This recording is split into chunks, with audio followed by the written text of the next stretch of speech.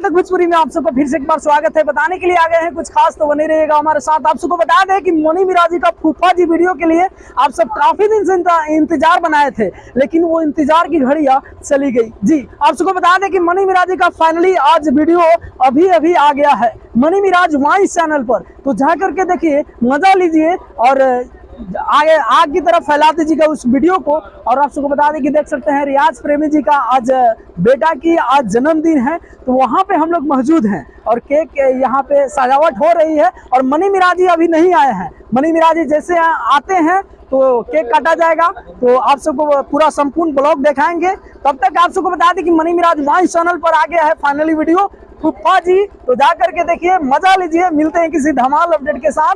नमस्ते।